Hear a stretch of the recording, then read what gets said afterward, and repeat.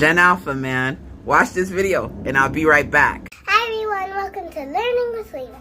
Today's video is going to be a bit of a long one, so make sure you listen up. A while ago I made a video of naming flags on a flag filter, and I named the flag from Israel. And I remember that someone commented on the video and said, no, that's not Israel, that's Palestine. And I was confused because I knew I was correct, but they were upset that I said Israel, and I have no idea why, until now.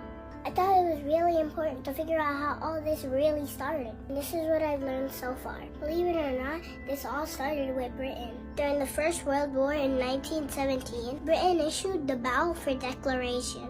It was a promise from Britain to the Jewish people to help them establish a national home for them in Palestine. Initially, the Jewish people were only thought to make up 10% of the population in Palestine. But once Britain began to facilitate the immigration of the European Jewish people to Palestine between 1922 and 1935, the Jewish population went from 9% to 27% of the total population. And that's when the Palestinians realized that Britain was not going to be delivering them independence. They were delivering their country to other people. The Palestinians tried to fight back, but they were overpowered. The British forces were too strong, but Britain thought that dividing the land would solve the problem. But remember, the Palestinians were the majority in the country. 250,000 Palestinians were moved by force. Then in 1947, after 30 years of occupation, Britain decided that they no longer wanted to deal with Palestine, and they just left it to the UN. The UN marked off 55% of the country for a Jewish state, but they never exactly explained how it could be a Jewish state when half of the people in the territory were Palestinian. After that, the Zionists knew they would have a stronger military and decided to take more territory than the UN awarded them. Things continued to get worse for Palestinians, and in 1987, the Palestinian militant group Hamas was founded, which I think personally only happened because they thought that they had no other option but to fight back. And now this is not me condoning violence from Hamas, but people can only take so much before they're forced to take extreme action. Now Israel is saying that the goal of them bombing Palestine is to limit Hamas's ability to fight, but I no longer believe that this is about Israel defending themselves. It's about wiping out Palestinians because they want to, and because they can. In plain English, this is genocide. The Palestinians use the word Nakba, which means catastrophe, to describe what happened to them in 1948. And 700,000 Palestinians were permanently displaced, and 500 Palestinian villages were destroyed. To me, it sounds like the Nakba never ended for them. What people need to understand is that human rights do not have boundaries. They do not stop at certain borders. A life is a life regardless of your color or religion. And I won't say race because that is not a real thing.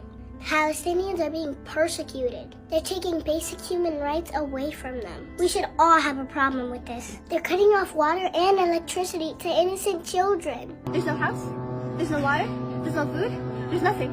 Am I going crazy? I don't know. I don't know anymore. Please. Oh my God. We're pleading and we're pleading. Stop this. Where are the people? We're trying. We don't know what's going to happen anymore. They're bombing hospitals and schools.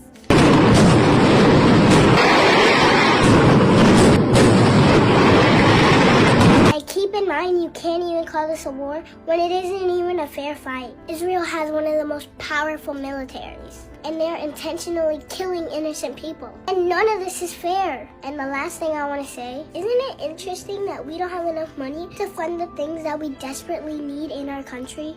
Like feeding children, bettering our educational system, housing the homeless, providing affordable health care, or even paying people a livable wage. Oh, but there's always money to fund violence, right? Shame on the US and all the other countries that are helping to fund this genocide. And if you need violence to enforce your ideas, then your ideas are worthless. How is a child trying to teach adults about humanity? Shouldn't it be the other way around? And I know that seeing so many atrocities makes people lose hope. But we can't. We all have to fight.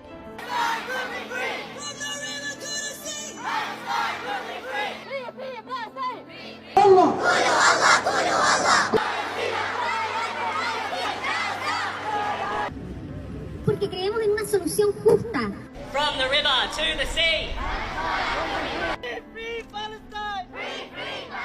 Because if we we don't, what kind of future will all of us kids have?